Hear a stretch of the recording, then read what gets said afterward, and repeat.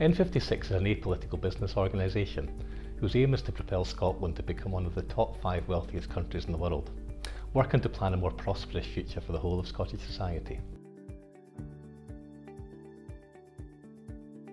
Since 1970, over £1 trillion in oil and gas revenues have been produced by the North Sea, and at least as much value remains to be produced as already has been, presenting a tremendous opportunity for the sector and for Scotland's public finances.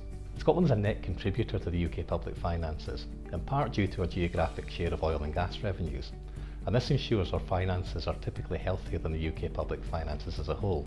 Our report has examined the tax take potential of the North Sea and what impact it could have on the future of Scottish public finances. In particular, the report highlights the pessimistic forecast on barrel price and oil and gas reserves put forward by the Office of Budgetary Responsibility, which was established in 2010 to provide independent analysis of the UK's public finances. If the recommendations to maximise oil and gas recovery put forward by the Wood Review, alongside policy proposals from N-56 to maximise oil and gas recovery, including a more competitive tax regime and exploration incentives are implemented, UK oil and tax revenues could be as high as £365 billion between 2014 and 2040. These are more than 6 times that of OBR's prediction of £57 billion.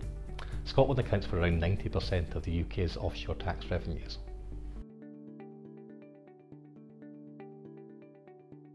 Instead of public sector deficits, with the right policy on oil and gas, Scotland's public finances could be comfortably in surplus by as much as 7% of GDP by 2020. That's more than £12 billion per annum, with surpluses of 9 to 11 billion per year in the 2020s and 5 billion per year in the 2030s. By contrast, the UK will continue to experience public sector deficits in the 2020s and 2030s. The OBR predicts that oil prices will drop to $100 per barrel by 2020 before gradually increasing.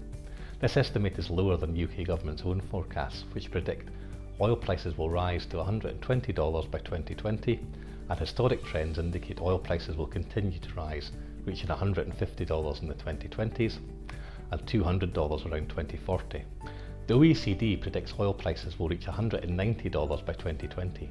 In addition, while the OBR is forecasting that the North Sea will produce less than 10 billion more barrels of oil, the industry is more optimistic. Professor Alex Kemp of the University of Aberdeen predicts that there will be 14 billion barrels of oil and gas recovered, and Oil and Gas UK put the figure of reserves at between 15 and 24 billion barrels. The UK or Scottish Government, whether independent or given devolution of responsibility for oil revenues, could choose to use the Scottish surpluses that would be associated with higher oil tax revenues to increase public spending above current planned levels or to reduce taxation. Alternatively, the surplus would provide an opportunity for the UK or Scotland to establish an oil fund.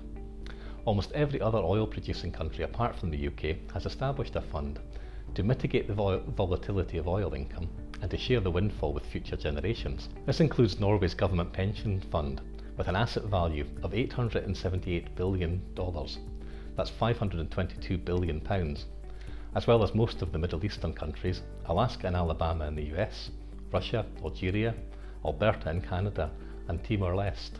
Even at a modest 3.2% real interest rate, if all surpluses were invested in such a fund, it could grow to more than £300 billion in today's prices by the end of the 2030s under a high oil production scenario.